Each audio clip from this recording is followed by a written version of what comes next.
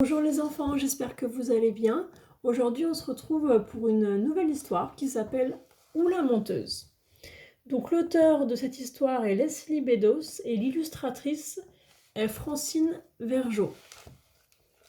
C'est une histoire qui fait partie d'un recueil qui s'appelle Raconte-moi une histoire. Donc vous voyez, c'est un livre qui est assez gros puisqu'il contient beaucoup de petites histoires. Et donc moi, je vais vous en lire quelques-unes et aujourd'hui, on va en lire une. C'est parti. Alors, on y va pour Ou la menteuse. Depuis qu'elle est toute petite, Margot adore faire des blagues. Au moins une fois par semaine, elle rentre de l'école toute pâle et se précipite sur ses parents pour leur raconter une histoire horrible. Aujourd'hui, c'est une petite fille qui a disparu dans la cour de récréation. La maîtresse était bien embêtée et le directeur aussi. Heureusement, la police est venue nous poser des questions à l'école et maintenant, on sait qu'elle a un manteau vert et une corde à sauter avec un bout rouge et un bout jaune. Pour la corde, c'est moi qui leur ai dit parce que c'est ma corde. Alors j'aimerais bien qu'on la retrouve.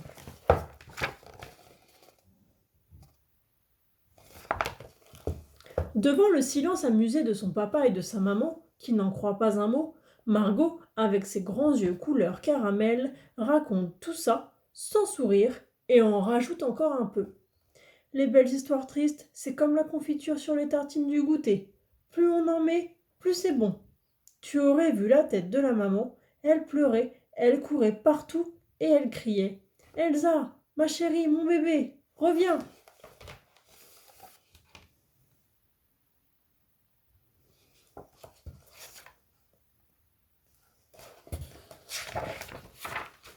La semaine dernière, c'est Nicolas qui avait été emmené d'urgence à l'hôpital, du sang plein la tête.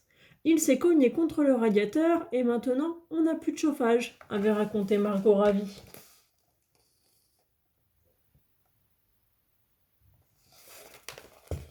Et la semaine d'avant, la pharmacie.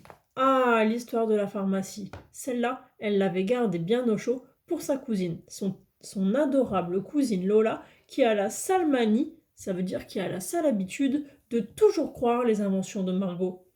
La pharmacienne, c'est une copine de maman que j'aime beaucoup. Elle a une pharmacie toute neuve avec des tiroirs remplis de médicaments. Et le soir, après l'école, j'y vais. Il y a beaucoup de travail, surtout la nuit.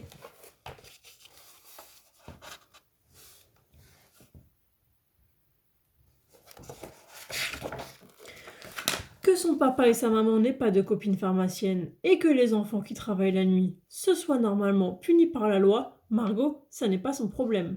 L'essentiel, c'est de voir la tête de Lola qui n'en revient pas.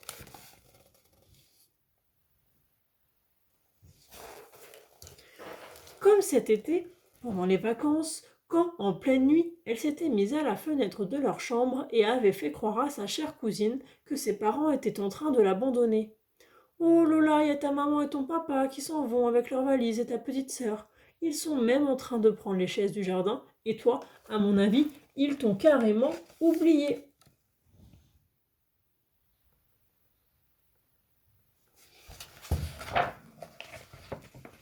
Aujourd'hui, pour une fois, Lola n'a pas pleuré. Elle a juste demandé à sa maman de pouvoir travailler la nuit, comme Margot dans une pharmacie. La maman de Lola s'est fâchée tout rouge. Arrête de raconter n'importe quoi, a hurlé le papa de Margot très embêté. Laisse ta cousine tranquille, a hurlé maman encore plus mal à l'aise.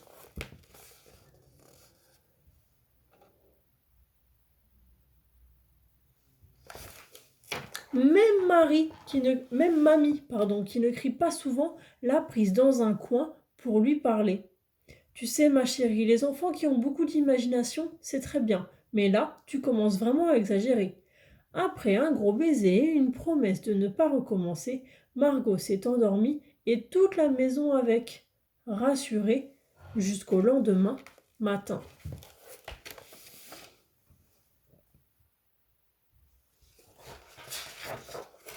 Ce matin-là, justement, quand le courrier a fait son petit piou en passant sous la porte, Margot était sagement assise depuis une demi-heure, les bras croisés au premier rang de la classe de Madame Orjolet.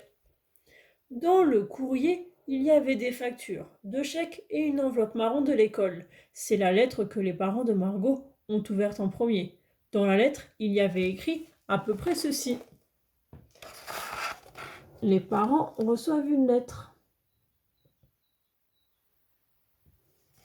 que je vais vous lire. Chers parents, la maîtresse de votre fille et moi-même souhaiterions vous rencontrer afin de parler avec vous le plus vite possible. Merci de votre compréhension. Signé le directeur. Ça leur a, comme qui dirait, coupé l'appétit. Silencieux et inquiets, ils n'ont rien dit jusqu'à l'école. En arrivant, ils les ont trouvés tous les deux, la maîtresse et le directeur, un peu gênés. Visiblement, Margot avait encore frappé, et cette fois très fort. Ça veut dire que Margot, elle a encore raconté des mensonges. Comme disent les grands, la convocation chez le directeur, c'était la cerise sur le gâteau. Chère madame, cher monsieur, a commencé le directeur, je vous ai demandé de venir le plus vite possible. Votre enfant ne fait signer aucun carnet et prétend que c'est tout à fait impossible. Qu'est-ce qu'elle a raconté encore comme mensonge, Margot? Et la maîtresse ajoute « Quand l'autre jour j'ai demandé à chaque élève de dessiner sa maison, votre fille m'a rendu une feuille toute blanche en m'expliquant qu'elle n'avait pas de maison et qu'elle changeait d'hôtel tous les soirs. Elle m'a même dit « Il ne faut pas avoir de peine pour moi, c'est très rigolo l'hôtel. Et puis quand il n'y a pas de toilette, je fais pipi dans le lavabo. » Qu'est-ce que c'est que cette histoire? Très en colère et un peu honteux, les parents ont essayé de rassurer la maîtresse et le directeur. Margot avait bien sûr des parents, une belle chambre, des jouets, des toilettes et même un petit frère et une babysitter. Et l'histoire des hôtels, c'était bel et bien une sale blague de plus. Puis tout le monde s'est levé pour se serrer la main.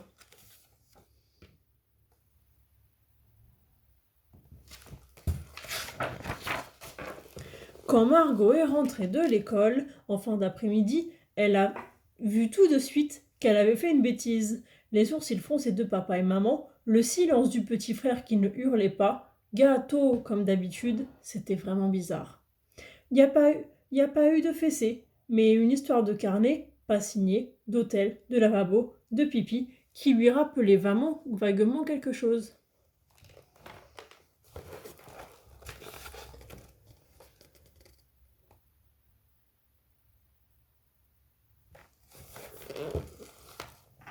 Elle s'en souvenait même très bien, puisque le coup du pipi, ça avait fait rire toute la classe. Mais là, rien. Même pas un sourire, juste 4 gros yeux qui la regardaient d'une drôle de façon. Et le plus grave, disait son papa, c'est que le jour où il y aurait quelque chose de vrai, elle serait seule dans son coin, sans personne pour l'aider. Comme le petit garçon qui criait au loup tous les jours et qui s'est fait manger tout cru un soir quand le loup est vraiment venu.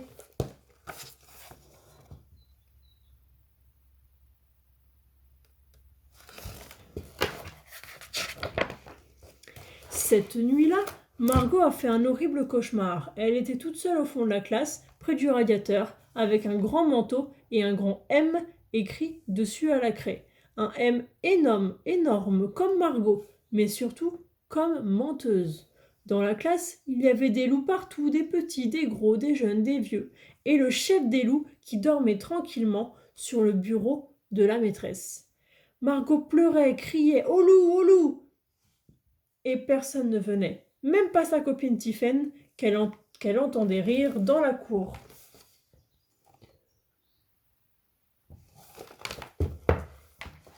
Quand elle s'est réveillée, le lendemain matin, les cheveux tout mouillés par la peur, Margot a voulu se lever comme tous les jours pour aller à l'école, mais impossible de se mettre debout, elle avait mal partout, surtout aux jambes. Cette fois, c'était vrai, promis juré craché par terre, elle ne pouvait plus marcher.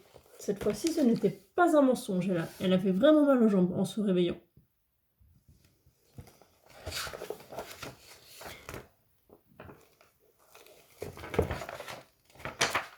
Près du lit où elle s'était rallongée, la mère de sa cousine, qui était passée par hasard, a dit en faisant une grimace. « Encore une invention pour ne pas aller à l'école. » C'était le cauchemar qui recommençait. Elle criait et personne n'avait l'air de s'affoler. Bah oui, puisqu'elle ment tout le temps, on ne la croit pas, cette fois-ci alors qu'elle dit la vérité. C'était le cauchemar qui recommençait. Elle criait et personne n'avait l'air de s'affoler. Mais à un moment, elle a crié si fort que sa maman a murmuré. Et si c'était vrai?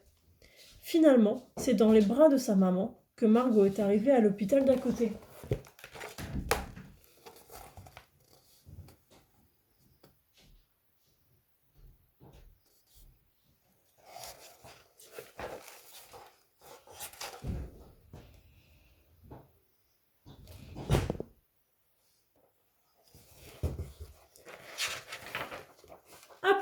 Après l'avoir examiné, le médecin a conclu. C'est un rhume de hanche. Vous avez déjà vu une hanche éternuer, vous? A dit la maman qui croyait que le médecin était encore plus blagueur que sa fille. Je ne plaisante pas, madame, c'est une réaction inflammatoire qui se localise sur les hanches à la suite d'une agression virale et qu'on observe parfois chez les enfants après un gros rhume. Pour ne pas risquer de boiter à l'avenir, cette adorable petite fille va rester quelques jours avec nous à l'hôpital.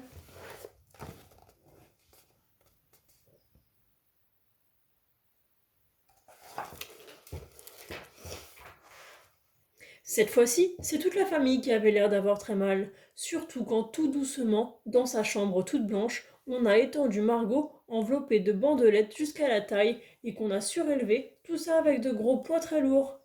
Tout le monde est venu la voir. Elle a eu des fleurs, des bonbons et des baisers partout, par milliers, dont de tout mouillé du petit frère.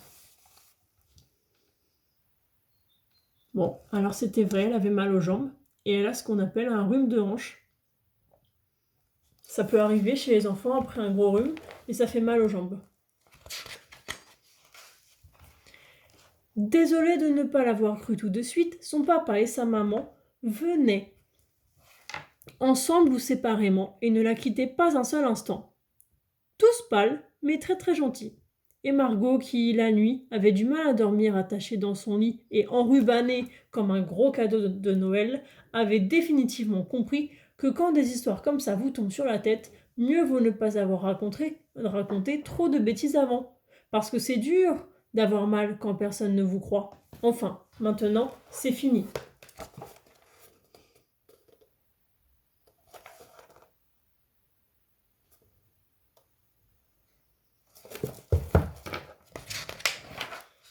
Aujourd'hui, c'est son premier jour de classe après 6 jours d'hôpital. Elle a revu Elsa, Nicolas, Karine, Alison et les autres.